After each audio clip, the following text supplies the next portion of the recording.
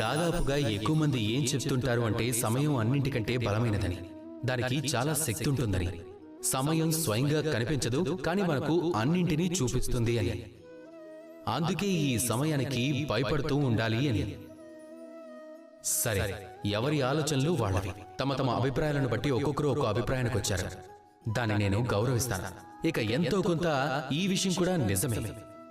కానీ ఏ వ్యక్తి తన జీవితంలో ఎదగాలని అనుకుంటాడో తాను సమయానికి భయపడినా సరే తాను ఈ సమయాన్ని అర్థం చేసుకోవడానికి ప్రయత్నించడం మంచిది.